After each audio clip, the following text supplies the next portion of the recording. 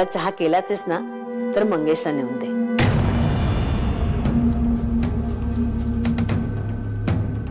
अहो तुमचाही नाही झालं ना पहिला चहा, तुम्हीच घ्या ना.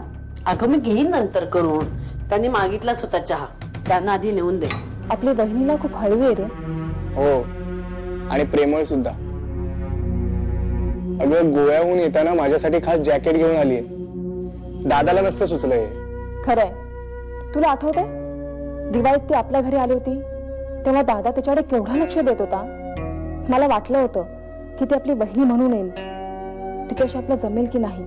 पण विराज, तुला एक सांगू, ती माझी एवढी चांगली मैत्रीण झालीये ना, असं वाटतं ना की ती आपल्याच घरात राहत होती. तुला काय वाटलं?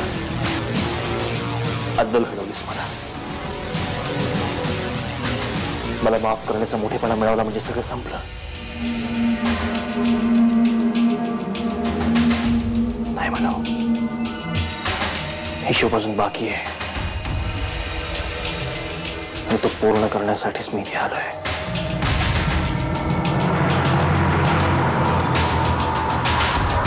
कोणालाही काही सांगितलंस ना तर बोंबाबोंब करून सांगीन सगळ्या जगाला मी तुझ्या बरोबर काय केलंय ते.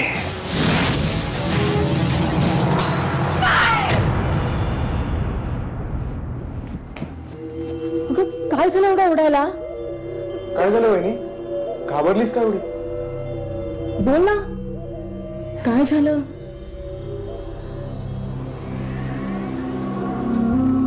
नाही, ते चहाचा कप.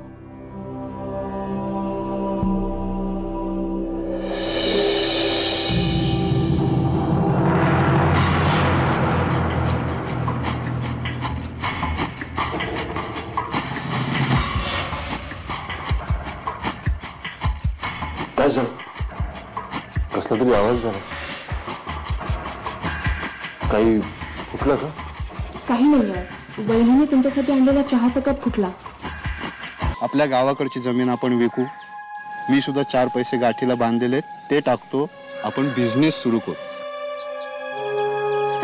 ए आकाश, हे असं सारखं सारखं जीव धोक्यात घालण्यापेक्षा आपण सगळेच सुखाने श्वास घेऊ ना.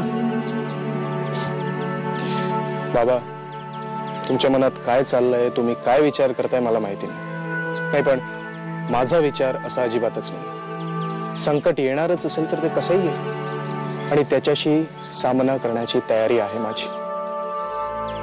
आणि त्या संकटातून इतरांना वाचवण्याची पण तयारी आहे. ती ड्युटी करताना अभिमान वाटतो मला. सॉरी बाबा, मी नाही नोकरी सोडणार. आता मी एकटा आहे. प्लीज असं बोलू नका. आजपासून तुम्ही एकटे नाही आहात, आम्ही आहोत की तुमच्यासोबत. आम्हाला तुम्ही आपलंच समजा. ते तर आहेच. नीरजा, विराज, आजपर्यंत ना मी ज्या घरात राहायचो, 4 भिंती आणि 1 छप्पर.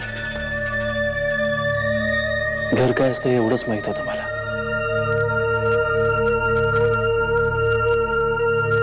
पण इथे आल्यावर मला कळलं,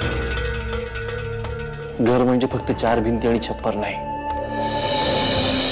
त्यात असलेलं प्रेम, आपुलकी, जिव्हाळा, नातेसंबंध, ऋणानुबंध.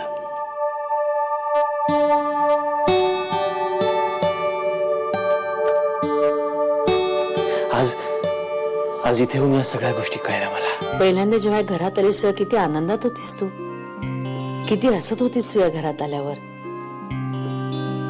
आणि आता बघ तुझं काय झालंय. कोमेजलेलं फूल दिसतीस तू. नको शिरवस बेटा, तुला जे काही वाटतं ना ते आमच्याशी मोकळेपणानं बोल. फ्रेश हो, थोडासा आराम कर आणि बरं वाटलं की ये खाली. नको बेटी, काळजी करूस कसली.